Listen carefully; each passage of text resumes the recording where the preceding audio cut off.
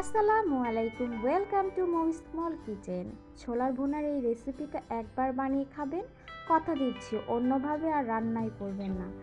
বাসায় থাকা উপকরণ দিয়ে খুব সহজেই বানিয়ে নিতে পারে। চলুন দেখে নেওয়া যাক প্রসেসটা। ছোলার ডাল নিয়েছি 1 কাপ। পর্যাপ্ত পানি দিয়ে ঢেকে রাখবো 8 থেকে 10 ঘন্টা, অথবা রাতে ভিজিয়ে রেখে পরের দিন রান্না করতে পারেন ইজিলি। ডালগুলো ভালো মতো ফুলে উঠেছে। ভালো করে বোটের ডালগুলো ধুয়ে একটি পাত্রে নিয়ে নিয়েছি। দিয়ে দিব 2টো মিডিয়াম সাইজের আলু, আর দিয়ে দিব সেদ্ধ হওয়ার জন্য পর্যাপ্ত পানি, সামান্য লবণ। ঢাকনা দিয়ে ঢেকে দেব 10 থেকে 15 মিনিটের জন্য। আপনারা চাইলে প্রেসার কুকারেও সেদ্ধ করে নিতে পারেন। ডালগুলো খুব ভালো মতো সেদ্ধ হয়ে গেছে। বোটের ডাল সেদ্ধ করার সময় পানি শুকিয়ে ফেলবেন না, এতে করে ডালগুলো কালো হয়ে যায়। ভালো মতো পানি ঝরিয়ে নেব। কড়াই গরম হয়ে আসলে দিয়ে দিব পরিমাণ মতো তেল। তেল একটু গরম হয়ে গেলে দিয়ে দিব 2 টুকরো দারচিনি, 2 টুকরা সাদা এলাচ, একটা কালো এলাচ। কালো এলাচ না থাকলে স্কিপ করতে পারেন। আর দিয়ে দিব একটা তেজপাতা, ফালি করে নিয়েছি। বড় হলে একটা, ছোট হলে 2টা তেজপাতা। একটু ভেজে নেব, এতে করে সুন্দর একটা ঘ্রাণ আসবে। দিয়ে দিব 1/2 কাপ পেঁয়াজ কুচি, হালকা ভেজে নেব। এখন দিয়ে দিব 1 চা চামচ রসুন বাটা, 1/2 চা চামচ আদা বাটা। কিছুক্ষণ ভেজে নেব, তাতে মশলার কাঁচা গন্ধটা থাকবে না। ভাজা হয়ে গেছে। দিয়ে দিব কষানোর জন্য সামান্য পরিমাণ পানি। এখন শুকনো মশলাগুলো অ্যাড করব।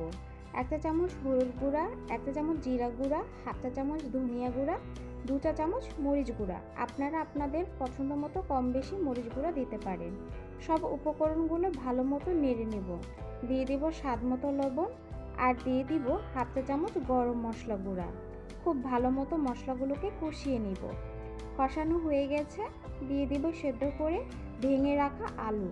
এ পর্যায়ে আলু দিলে সবচেয়ে টেস্ট ভালো আসে, গ্রেভিটা ভালো হয়। মুড়ি মাখলে বা শসা গাজর দিয়ে সালাদ বানিয়ে খেলে অনেক মজা লাগে। এমনিতে খেতে অসাধারণ লাগে। আমার কথা বিশ্বাস না হলে একবার রান্না করে খান, এই স্বাদ ভুলতে পারবেন না। ছোলাগুলো দিয়ে ভালো মতো নাড়তে হবে। সরি, অফ ক্যামেরায় ছোলাগুলো দিয়ে দিয়েছি। ছোলাগুলো দিয়ে খুব ভালো মতো নেড়ে নিতে হবে, তাতে করে মশলাগুলো খুব ভালো মতো মিক্সড হবে। তো আমি এভাবে 2 মিনিটের মতো কষিয়ে নিব। সামান্য পরিমাণ পানি দিয়ে ঢাকনা দিয়ে ঢেকে দেব 1 মিনিটের জন্য। 1 মিনিট পর আবারও খুব ভালো মতো নেড়ে দিব। এখন 1/2 কাপ পরিমাণ পানি দিয়ে দিব। আপনাদের একটা টিপস দেই, যদি ছোলা ভেজানোর সময় না থাকে সেক্ষেত্রে ছোলার মধ্যে গরম পানি দিবেন এবং 1 চা চামচ বেকিং সোডা দিয়ে ঢেকে রাখবেন। 2-4 ঘন্টা ঢেকে রাখলেই ছোলাগুলো ফুলে আসবে। আমি ঢাকনা দিয়ে ঢেকে দিয়েছিলাম 10 মিনিটের জন্য। 10 মিনিটের মধ্যে আমি অফ ক্যামেরায় 2বার নেড়ে নিয়েছি, তাতে করে যাতে কড়াইয়ে লেগে না যায়।